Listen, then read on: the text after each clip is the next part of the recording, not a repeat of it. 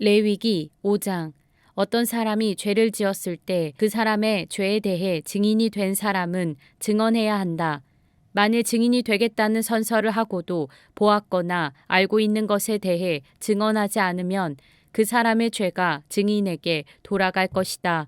누구든지 깨끗하지 않은 것, 곧 깨끗하지 않은 들짐승의 주검이나 깨끗하지 않은 가축의 주검이나 깨끗하지 않은 길짐승의 주검을 만졌으면 그 사실을 몰랐다 하더라도 그는 깨끗하지 못하며 죄가 있는 것이다. 사람에게서는 깨끗하지 않은 것이 많이 나온다.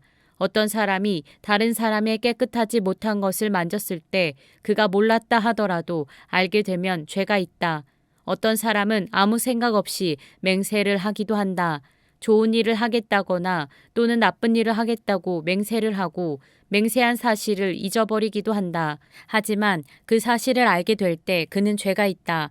아무리 생각 없이 맹세한 것이라 하더라도 이는 여호와 앞에서 맹세한 것이기 때문이다. 누구든지 위에서 말한 것 가운데 어느 한 가지라도 죄를 지었으면 그는 그 사실을 고백하고 여호와께 저지른 죄에 대한 속죄 제물을 바쳐야 한다. 속죄 제물로는 암양이나 암염소 한 마리를 끌고 가서 바쳐라. 제사장은 그 사람의 죄를 씻는 예식을 행하여라. 하지만 양 한 마리를 바칠 형편이 되지 못하는 사람은 산비둘기 2마리나 집비둘기 새끼 2마리를 여호와께 죗값으로 바쳐라. 한 마리는 속죄 제물로 바치고 다른 한 마리는 번제물로 바쳐라. 그 사람이 새들을 제사장에게 가져오면 제사장은 먼저 그 가운데서 한 마리를 죄를 씻는 속죄 제물로 바쳐라. 제사장은 그 새의 머리를 비틀어 꺾되 목이 몸에서 떨어져 나가게 하지는 마라. 제사장은 그 속죄 제물의 피 가운데서 얼마를 제단 둘레에 뿌려라. 그리고 나머지 피는 제단 아래에 쏟아라. 이것이 속죄 제물이다. 그런 다음에 제사장은 2번째 새를 규례에 따라 번제물로 바치고 그 사람을 위해 죄를 씻는 예식을 행하여라. 그러면 그가 용서를 받을 것이다. 하지만 산비둘기 2마리나 집비둘기 새끼 2마리도 바칠 형편이 되지 못하는 사람은 고운 곡식가루 10분의 1 에바를 죄를 씻는 제물인 속죄 제물로 바쳐라.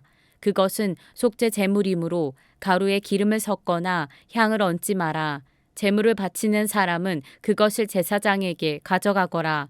제사장은 전체를 바쳤다는 표시로 그 가루를 한 줌 쥐어서 불에 태워 바치는 화제물과 함께 제단 위에서 태워라. 이것은 속죄 제물이다.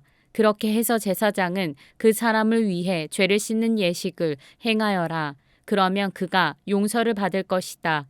곡식제물과 마찬가지로 속죄제물 가운데서 남는 것은 제사장의 몫이다. 여호와께서 모세에게 말씀하셨습니다. 누구든지 실수로 여호와의 성물을 잘못 다루는 죄를 지으면 그 사람은 흠없는 수장 한 마리를 여호와께 바쳐서 허물을 씻는 제물인 속건 제물로 삼아라. 허물을 씻는 수장의 값어치가 은으로 계산할 때 성소에서 다는 무게로 정확히 몇 세겔이 되어야 할지는 내가 정해 주어라. 그 사람은 성물에 대해 잘못한 죄를 갚아라. 그는 그 값어치의 5분의 1을 더해서 그 모든 것을 제사장에게 주어야 한다. 그러면 제사장은 그 사람을 위해 속건 제물로 바친 수량을 가지고 죄를 씻는 예식을 행하여라. 그러면 그가 용서를 받을 것이다.